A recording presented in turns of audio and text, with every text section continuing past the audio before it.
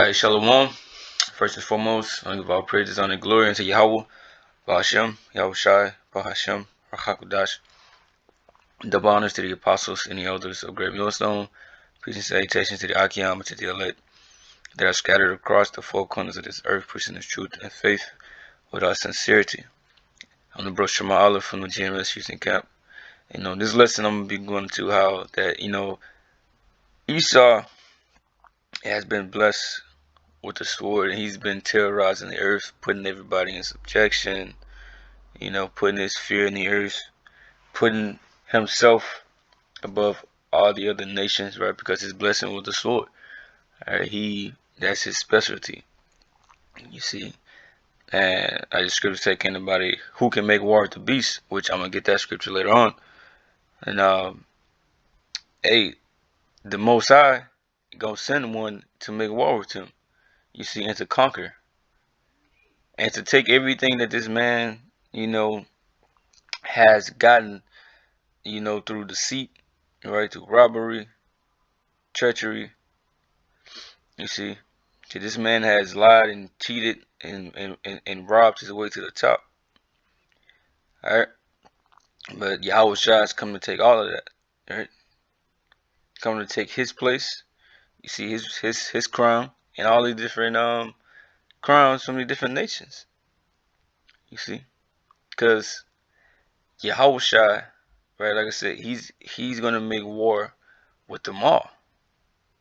Hey, he's the King of Kings. You see, the Lord of Lords. Alright? And he said he's coming with a sword. Alright, so hey, this is what this lesson is going to be going into. Shouldn't be too long.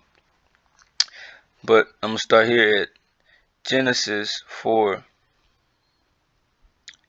and 22. It says, and Zillah also bare THAWBAL Cain, an instructor of every artificer in brass and iron.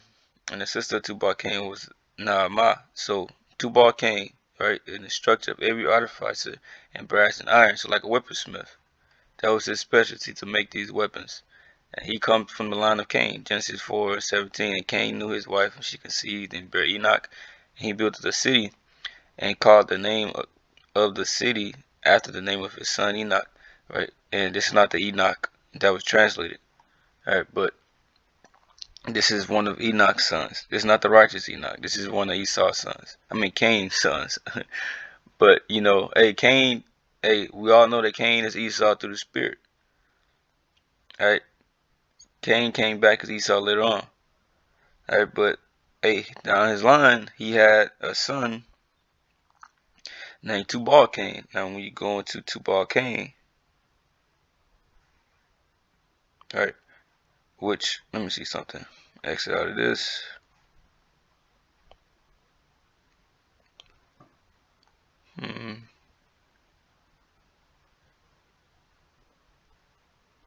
Right, because this was like one of his grandsons, THAWBAL Cain. Right, because it says, and unto Enoch born Irad, and Irad begat Mehuel, and Mehuel begat Methusael, and Methusael begat Lamech, and Lamech took on him 2 wives. Right, so this was like one of his grandsons, basically. It's not a direct son, but it's like a grandson of THAWBAL Cain. But let's go here. Right, and the Hebrew word is THAWBAL QAYAN. THAWBAL QAYAN. Right, which they don't really go into the word like that, right? Because they we know how they do, man. They don't really got the the true Hebrew on here, man. But this word ha-bal, right? Ha-bal, well, THAWBAL, right? Let's get that. I got this pulled up. Let me see. And the Ben Yehudi, right?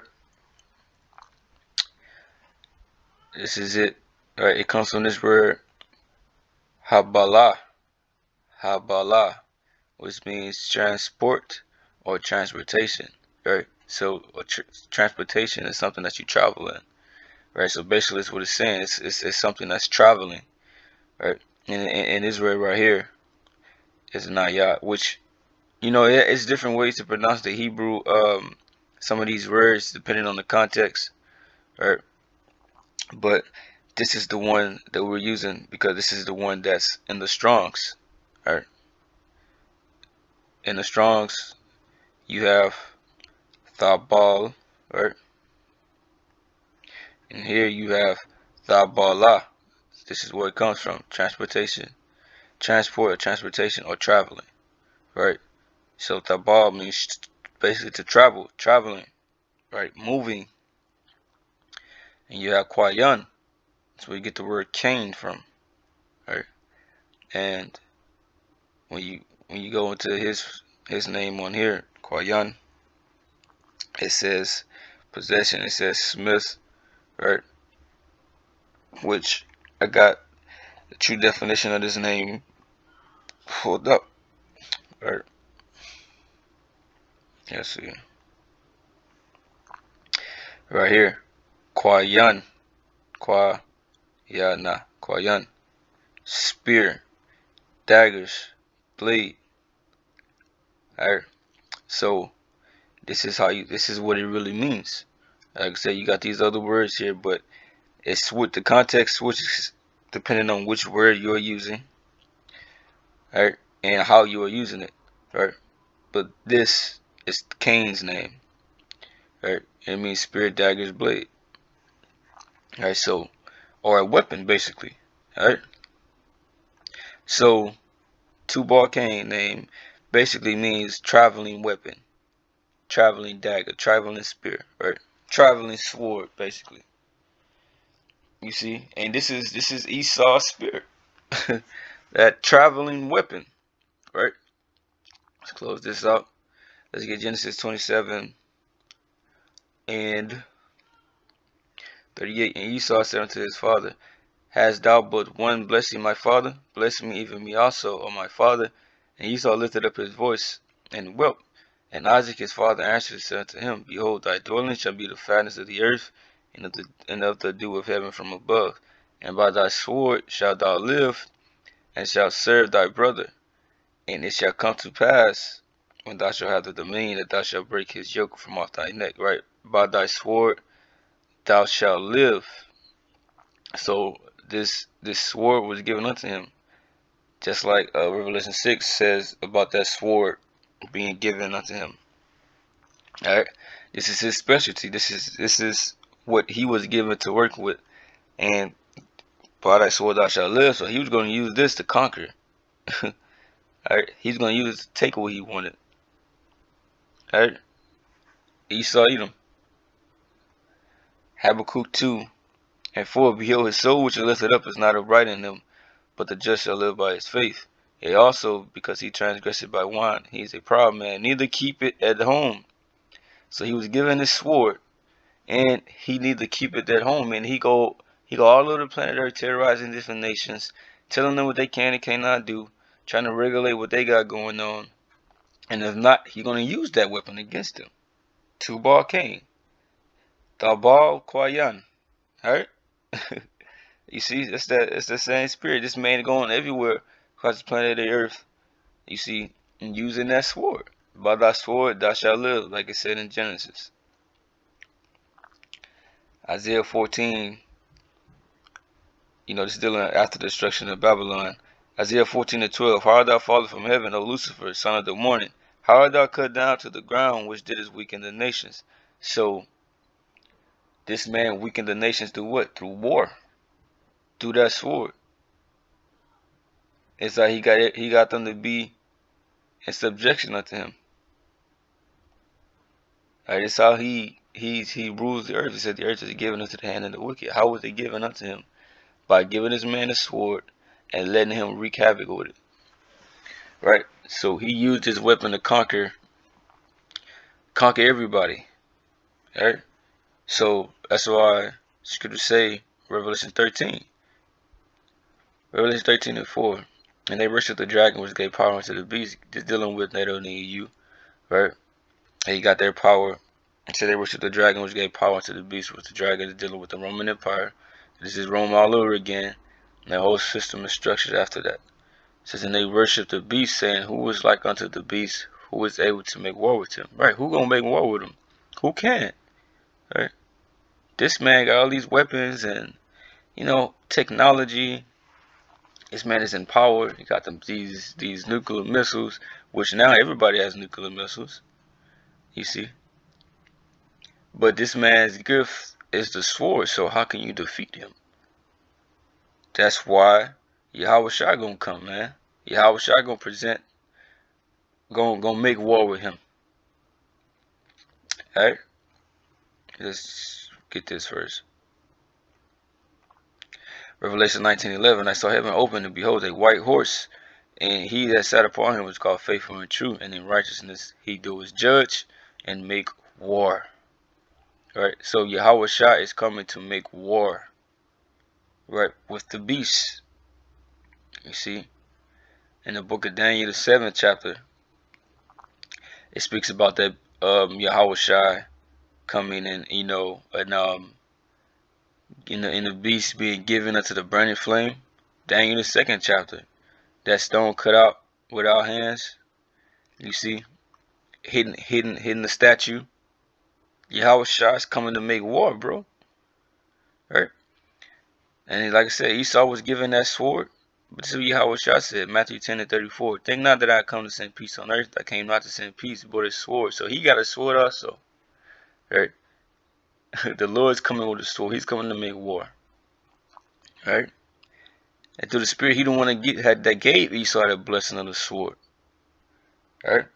So hey, he put this man into position. You see, through the Most High, of course. But now he's coming to take it from him. Right? Isaiah 63:1. Who is it that coming from Edom? Right?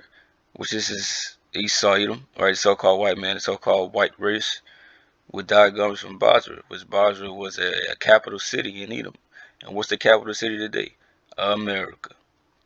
This that is glorious in his apparel, traveling in the greatness of his strength. So not only is Yahweh Shai gonna have a sword, but it said he gonna be traveling with the greatness of his strength. THAWBAL came, right? THAWBAL Hala, just traveling weapon. Well, Yahweh Shai gonna travel with his weapon too, right? These chariots, right? And he is gonna prevail, right? 2 Kings 13, he gonna turn all them over there to dust. The ones in that come to the valley of Jehoshaphat, right? Over there in the Middle East, so fine. He gonna obliterate everything, all them people over there, man. The ones who come to make war with him, right? 2 Kings 13 talks about that. You see, so Esau is gonna meet his match, right? Well, not necessarily his match like an equal, but hey, cause it's gonna be easy. But Esau is gonna meet one who is able to prevail over him. And just like Esau conquered all the nations, Yahweh Shai is coming to do that on an even greater scale. Psalms 110:6. He shall judge among the heathen. He shall fill the places. Well, Psalms 110:5. The Lord at thy right hand shall strike through kings in the days of his wrath. Yahweh Shai is on the right hand of the Heavenly Father. That's the right hand. So he shall strike through kings. So not just Esau. Esau is the top priority, right? But hey, these different nations on the list too. He shall judge among the heathen. He shall fill the places with dead bodies. He shall wound the heads over many countries. So that's why it's here to say, hey, he coming back with many crowns upon his head. He taking everybody out of rulership. Give me that. Right? Psalms 2:8. Ask of me, and I shall give thee the heathen for thine inheritance, and the uttermost parts of the earth for thy possession. Thou shalt break them with a rod of iron. Thou shalt dash them in pieces like a potter's vessel. Right? So he said, give the heathen. He said, give thee the heathen for thine inheritance. So you're gonna inherit the heathen in their lands. Just like Esau took over, basically taking over these different lands. Right? He's always done that. Yahweh Shai is coming to take over everything, bro, and it's going to be given unto the Israelites. Right? And we're going to have possession of it forever, and we're going to rule it in righteousness and not make the world such an evil and wicked place. You know, just like he did, destroying the earth, destroying the atmosphere, destroying the water, right? All these things, right? And the nation's they're gonna love us because we're gonna rule them righteous, and we're gonna make them learn of our laws. Hey, and the earth is gonna be, you know, in peace and joyful, because after a while Esau is gonna be exterminated. All right. So hey man, that was a lesson, man. I'm just edifying, straight to the point. With that, I'm gonna say shalom.